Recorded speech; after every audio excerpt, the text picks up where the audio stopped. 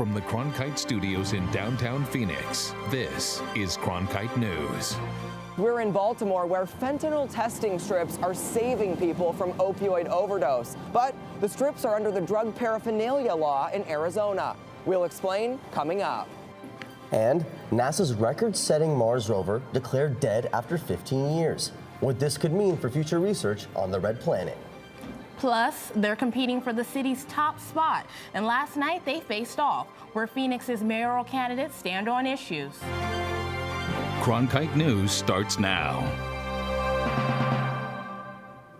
Good evening and welcome to Cronkite News on Arizona PBS. I'm Imani Stevens. And I'm Eliav Gabay.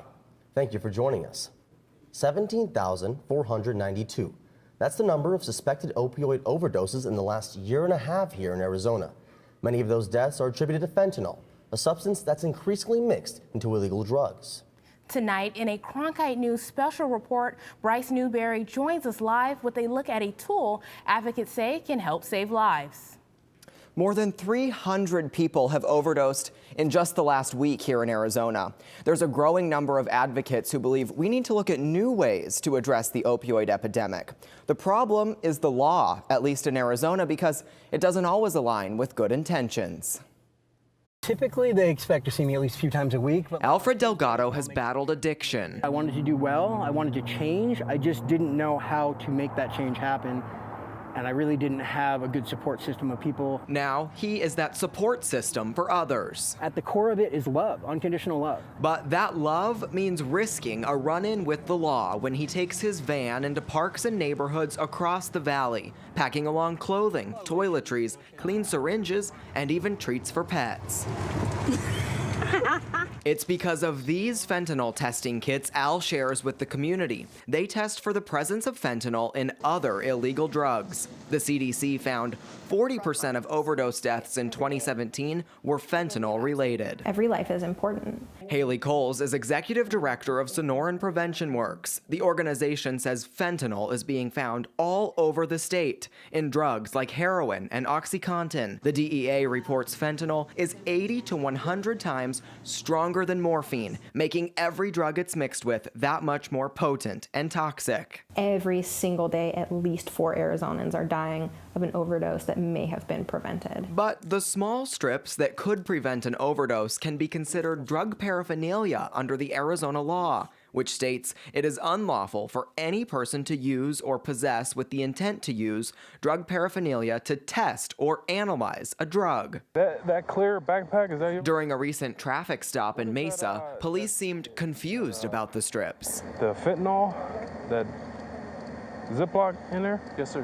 What is that? In this case, police issued a misdemeanor ticket for possession of drug paraphernalia. This needs to be absolutely legal for everyone. The uncertainty of the law is not stopping volunteers like Kathy, who puts together the test kits at home. She asked us not to show her face because of the stigmas this kind of work can bring. For her, it's personal. Her son got hooked after a doctor prescribed opioids 10 years ago. It's devastating to know that maybe that next phone call that comes in is going to be somebody calling and telling you that your child is dead. From people who have used fentanyl test strips, they tell us that they use in a different way. They use less. They are taking precautions once they are aware that fentanyl is in their drugs to avoid an overdose. Researchers here in Maryland have found these strips are effective in preventing overdoses. In fact, last June, the state legalized the strips, and just a few weeks ago, the city health department started offering them to patients. We were seeing quite a few overdoses here in the city, and so that was another tool to use that could possibly save somebody's life. The Baltimore Health Department operates needle exchange services all over the city out of this mobile van. People come to get supplies like clean syringes, naloxone, and fentanyl strips. A Johns Hopkins University study led by Dr. Susan Sherman found 70% of drug users would change their using behavior if they knew fentanyl was present in their drugs. A study like this can be used to inform and change drug paraphernalia laws. People actually don't even know if testing. In every state, it's actually not illegal or criminalized. Science can inform policy. Sherman says harm reduction for drug addiction should be part of the public health response to the opioid crisis. If this were Ebola and this many people, or the flu died, this many people a year died from the flu in the United States, think about what the public health and political response would be. The response from Al and Kathy is simple. They'll keep reaching out. Yeah, those are gold out here. Doing what they can because they believe it's a matter of life or death. I just want somebody to live. If for some reason some policeman comes to me and said, whatever you're doing is illegal, I would say, fine, take me to jail.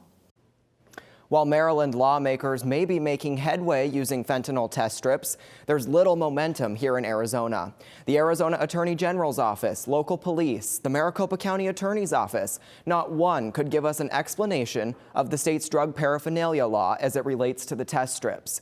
A bill was introduced in the state legislature to legalize syringe service programs across the state, but it doesn't specify the legalization of these testing strips. A similar bill failed last year. Live in the studio, Bryce Newberry, Cronkite News. Joaquin El Chapo Guzman, drug lord and leader of Sinaloa cartel, was found guilty on all counts of the federal indictment yesterday. He received a life sentence with no parole for countless murders and massive amounts of narcotics smuggled into the United States over decades. Throughout the trial and in many, many chilling witness testimonies, the American public and the world was introduced to the real El Chapo, a ruthless killer, a violent drug trafficker. But El Chapo's conviction has not stopped Sinaloa cartel from importing drugs into the Arizona border. The Drug Enforcement Administration says the cartel is still their #1 target, and with Guzman away, they plan on going after his operatives. In recent years, the DEA has arrested over 1,000 Sinaloa agents in Arizona. 9 years after the shooting death of Border Patrol agent Brian Terry, a man accused of pulling the trigger has now been convicted of first-degree murder. Terry's killing publicly revealed the fast and furious operation in which U.S. federal agents allowed criminals to buy firearms with the intention of tracking them to criminal organizations. But the U.S. Bureau of Alcohol, Tobacco, Firearms, and Explosives lost track of most of the guns, including 2 found at the scene of Terry's death. His killer, Heraclio Osorio Arellanes, pled guilty Tuesday in among 7 people charged with Terry's death. He was arrested by Mexican authorities in April 2017 before being handed over to the U.S. last August. His sentencing will take place in April. In Washington, meanwhile, congressional negotiators may be nearing an agreement on a budget. The proposal would fund border agencies and partly fund President Donald Trump's border wall. But depending on who you ask, the money is either not enough or way too much. As Alyssa Klink in our Washington Bureau reports, groups sharing those positions protested outside the Capitol this morning. Alyssa? The protesters I talked to at the competing rallies outside the Capitol today included several from Arizona, and negotiations on border wall funding may be winding down. Their emotions on the issue are just as strong as ever. Jessica Rubio is no stranger to immigration and customs enforcement, and no fan. My brother was pulled over by Phoenix Police Department, and then he was taken into ICE directly. He was in ICE only for about less than 12 hours, and then he was in Mexico by 2 a.m. after he was detained at 6 p.m. That was back in 2011. Today, Rubio, herself a DACA recipient, came out to join dozens of other immigration reform advocates in Washington with a clear message for Congress. We want to defund ICE, and we don't want any more money to build a wall that is just going to intimidate our communities and divide our communities. But while they were decrying the more than 95,000 ICE arrests of undocumented immigrants last year, a group on another part of Capitol Hill was defending border agencies, including ICE. That group, known as Angel Families, is made up of individuals who have lost a family member to violence by immigrants. We need the security on our borders, and listen to us. I'm fed up. I'm done. The competing rallies come as Congress has reportedly reached a deal to keep the government open. but it would cut the number of detainees ICE can house from the current 49,000 to about 40,000. And it includes just a fraction of the $5.7 billion President Donald Trump wanted for a border wall. The Angel family say that's not enough. Arizona DACA recipient Karina Ruiz disagrees. Any amount of money that is given towards deportations and family separations, it's too much. Capitol Police eventually told the United We Dream protesters they had to leave Capitol grounds, but Rubio said her fight against the wall is not over. It's a symbol that is going to affect, a symbol of hate that is going to be targeting our communities. When asked today if he would sign a bill without wall funding, President Trump would only say he wants to look at it first for, as he called them, any potential landmines. But he also said progress is already being made on a wall and that a second government shutdown, quote, would be a terrible thing. In Washington, Alyssa Klink, Cronkite News. NASA's longest-running rover on Mars is dead, 15 years after going to the Red Planet. The six-wheel vehicle named Opportunity was built to operate just 3 months, but it lasted for almost a decade and a half until a ferocious dust storm impacted the rover 8 months ago. Opportunity and its twin rover, Spirit, found evidence ancient Mars had water flowing on its surface, and the planet might have been capable of sustaining microbial life. NASA says these rovers leave behind a legacy. And that's a legacy of a new paradigm for solar system exploration. A robotic geologist on Mars and an integrated science and engineering operations team here on Earth all set out together on a mission of discovery. They didn't know what they would find. They didn't know which direction they would go, sometimes from one day to the next. And they made it work. And they made it work longer than any of us thought possible by both brilliant scientific deduction of where to go and brilliant engineering to keep the rovers alive. Opportunity has a close connection to Arizona because scientists here at ASU played a key role in the mission. And as we head into Valentine's Day, you may have a love-hate relationship with the rain that's expected to roll through the state. No doubt, Imani. And Jordan Evans joins us in the Weather Center now. And Jordan, do we already have flood watches in effect? That's right, Eliab. Flood watch is already in effect for portions of northern Maricopa County. This includes places like Cave Creek, Carefree, and Anthem, as well as for areas around Gila, Yavapai, and Coconino counties. Those go in effect until 6 p.m. For Maricopa County, that is until 11 a.m. on Friday, and 6 p.m. for Friday as well, I should say. And that's because those areas are expected to pick up to an inch of rain when the system is all set and done. Currently, radar is tracking some virga over Mojave County as well as around the valley, which is rain that falls from the cloud but cannot make it to the surface because it is so dry at the surface. But the big event is out to the west, still to make landfall. We have a lot to talk in your full forecast coming up in just minutes. And the race is on. Today, early voting began for the March special election. Last night, the two candidates running for Phoenix mayor faced off in a debate. Former council members Kate Gallego and Daniel Valenzuela are vying for the city's top spot after former Mayor Greg Stanton resigned last year to run for Congress. In the November election, Gallego led Valenzuela by 19 points, but she did not get the necessary 50% plus one vote to win, triggering the runoff in March.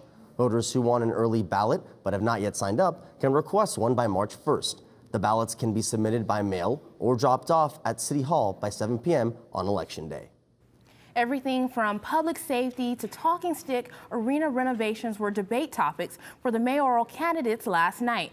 Cronkite News reporter Ariel Salk explains where they stand on the issues.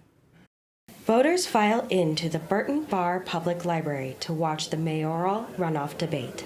Kate Gallego and Daniel Valenzuela answered questions about how to better grow Phoenix. We need to be smart and invest in things like technology. Long-term planning can really save dollars. Today, it is healthcare, advanced manufacturing, information technology, transportation, these sectors that bring higher wage jobs, which adds to our tax base. The debate covered big picture issues like the economy and public safety. But issues like the light rail, homelessness, and talking stick arena stole the spotlight. Professional sports are among the most lucrative enterprises out there. I believe they should pay for their own facilities, their own buildings. I think reasonable people can disagree on this. This funding coming from tourism that was set up in the early 90s was intended to actually move this city-owned facility forward. The candidates did not agree on a solution for homelessness. I believe that housing is the first solution to fighting homelessness. We need to be a city and a region that leads with services. Both candidates claim to be running a positive campaign.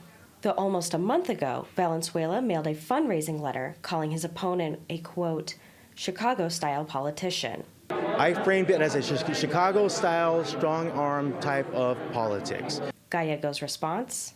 I think there's no place for name-calling in politics. In Phoenix, Ariel Salk, Cronkite News. The candidates will debate again tonight on azcentral.com and on Friday on 12 News. The runoff election will be held March 12th.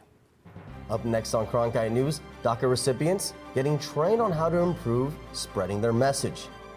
How they're taking their fight for a permanent DACA deal to the next level. Plus, raising fish in the desert. Why a Flagstaff fish hatchery is spending millions to renovate its facility.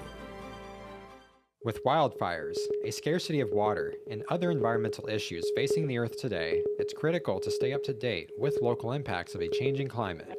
That's why we created Elemental, Covering Sustainability, a multimedia collaboration between public television and radio stations.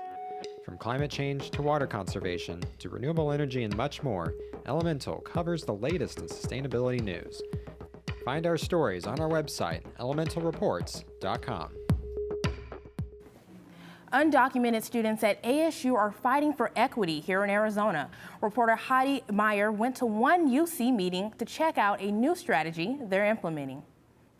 You want to focus on a core message. Surrounded by a room covered in empowering messages, these DACA recipients and supporters are looking for new and effective ways to get their message across. It's incredibly important to be able to tell our stories in a concise and articulate way because no one knows our story better than us. It's a story that has become a battle cry for many, which is why Students for Educational Equity, known as UC, feel it's important they're able to articulate their platform as they advocate for a permanent DACA deal. We've been getting a lot of requests from different media outlets asking questions about different policies, federal, state, and institutional policies affecting undocumented and documented students. Resist, win, repeat. This Tempe workshop Tuesday evening was just the latest in a string of efforts pushed by UC.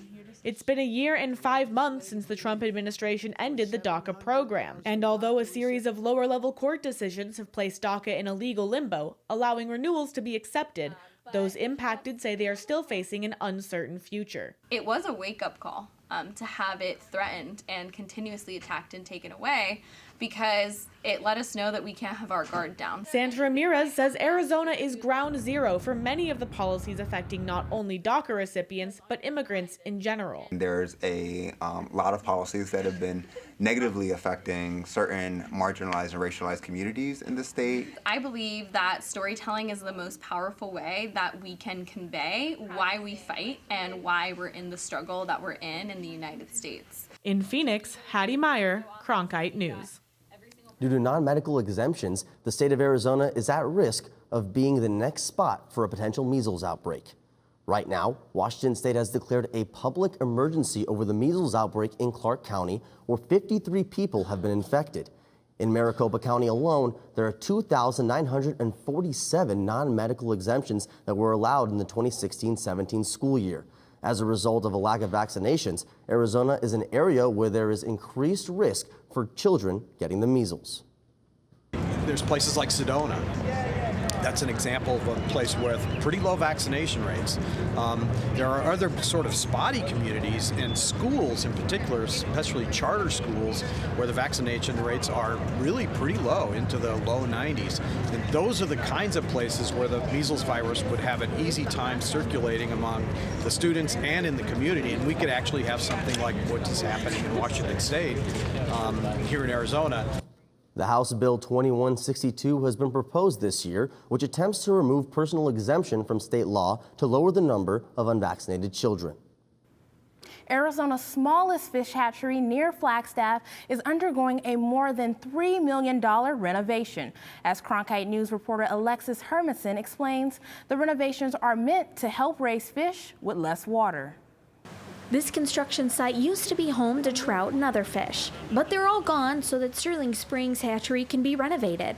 Cindy Dunn oversees 3 of the 6 Arizona hatcheries. She says this hatchery needed renovations the most. The outside raceways were built in the 70s, and the pipe is probably from the 50s. The stabilizer here is sinking, so there's no support for the pipes anymore. Hatchery manager David Fox says these repairs will help them use their water efficiently to keep productivity up. This pipe, for example, will be lined to help retain water that comes from the springs. Jeffrey Rabinovich is the statewide hatchery product manager for Arizona Game and Fish. He says one improvement will help reduce water use. That will allow partial recirculate or pump back the water, filter the water and pump back to the facility to be reused in the times of the year when there is more demand for water. The fish eggs are hatched here. They start swimming up and touching the surface. They grab a gulp of air to fill their air bladder, and then they kind of stabilize, and then they'll start looking for feed. And when they've grown to 3 inches, they move to the Page Springs hatchery that's 40 minutes south of Sedona. It's vital for that to stay in good working order for Page Springs to do the same.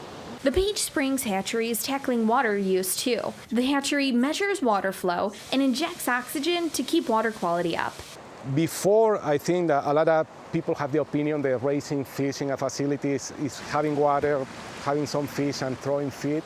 And probably that's in the past. All the innovations and the technology that we are applying or the new things that we're implementing, we are right there among the other states. Here at Page Springs, more than half of Arizona's stock trout are raised, and these fish feed a multi-billion-dollar sport fishing industry. At the Page Springs hatchery, Alexis Hermanson, Cronkite News. Renovations at Sterling Springs will be completed by late June. The crew will then test their new systems before bringing the fish back. New name, new upgrades, new perks. Wet n Wild is now becoming Six Flags Hurricane Harbor Phoenix. Last year, the Texas-based company purchased the leasing rights to the 35-acre water attraction. Now, they plan to rebrand and bring a Caribbean-inspired marquee. Doors open March 16th for the 2019 season. And speaking of Wet n Wild, that's what we're expecting tomorrow across the state. Jordan, tell us, what can we expect on Valentine's Day? Well, you might want to consider a date with your umbrella tomorrow because rain is on the way and the clouds are already here. Let's take you outside right now. Sky Harbor reporting a temperature of 67 currently with the clouds in place, and they are here to stay. Those dew points, however, are in the 20s, and those are going to go up as we head through the rest of the storm system. In fact, as we get into Friday morning, those dew points are going to drop into the 50s, and so will those temperatures. And if both of those numbers, I should say, can equal each other, then we can have the potential for fog heading into Friday morning. So that's something we'll have to watch out for then. But in the meantime, as we track this for you on Futurecast, we'll see those showers begin to fill in as early as tomorrow morning around 11 o'clock, and then staying with us throughout the day all day. So have that umbrella and that jacket handy for those Valentine's plans tomorrow. And heading into Friday, it will quickly move out and the sunshine will return as well. How much rain can we expect? Well, I think the models have finally fine-tuned these numbers here with ½ an inch to an inch possible here in the valley for areas up to the north and along the rim, 1 to 2 inches possible up there as well. So let's break down these details here for you. I think the best timing for rain in the valley will be between 12 and 8 p.m. tomorrow, with those amounts totaling up to be between ½ an inch to an inch of rain. And the good news is up in the high country, those snow levels will stay above 8,000 feet. So I don't think we'll have to worry much about snowfall accumulation out of this storm system. As we check your 7-day forecast, again, rain all day tomorrow. Temperatures are going to stay on the cooler side in the 50s, and then we'll see those 60s set in just in time for the weekend with 61 on Saturday. And then another system comes in just in time for the later part of the weekend, knocking temperatures down and picking up breezes as we head into the next week, with low temperatures falling back down into the 30s. This week, players from all over Major League Baseball are coming to the Valley to kick off spring training. And one team is playing in a newly renovated park. Up next, we take you out to Maryville to show you the newly renamed American Family Fields of Phoenix and tell you how the community benefits from the renovation. I started watching Horizon. It was all about local, detailed information, interviewing representatives, the debates. It was all local, and having moved here from Minnesota, I really didn't have a lay of the land, so it was a way to get details on the new state I'd moved to, and I liked it. It wasn't combative, it was informative. It was just, here's the facts. That sucked me in quite quickly. For more information about including Arizona PBS in your future plans, visit azpbs.org/giving. A new facelift as well as a new name for the Brewers spring training facility is making fans' eyes go wide. As Cronkite News reporter Blaine McCormick explains, the new project is more than just about the players. Cut the ribbon. After 9.5 months of restoration, the Brewers unveiled new changes to a historic franchise staple. So today, you're the first guest to officially enter through the gates of American Family Fields of Phoenix. Not only a change in the name from Maryvale Baseball Park, but upgrades to the playing fields, suites and press box, workout facility, and an all-new clubhouse for the players. The Brewers said the team has contributed over $60 million to the project, while the City of Phoenix and the Arizona Sports and Tourism Authority will invest nearly $16 million. This is a complex that is used year-round, 12 months out of the year, and so our Major League players, our Major League coaches are only here for 6 or 7 weeks, and to have an upgrade in technology, an upgrade in space and resources, it just allows us to do better and more efficient work throughout the season. The Brewers have stepped up their game with technology, including an all-new scoreboard in left field, but it's the community of Maryvale that is an emphasis for this team. The Brewers have dedicated time to make sure that this is accessible, this space is accessible to the neighborhoods around here, many of whom can literally walk here. The team announced a partnership with Grand Canyon University to create a learning lounge at the facility, where neighborhood students will receive free tutoring. In Phoenix, Blaine McCormick, Cronkite News. The Brewers begin their spring schedule on February 23rd against the Cubs in Mesa, and the first game at American Family Fields of Phoenix takes place on the 26th. That's it for Cronkite News tonight. Thanks for joining us. For top Arizona stories anytime, go to cronkitenews.azpbs.org.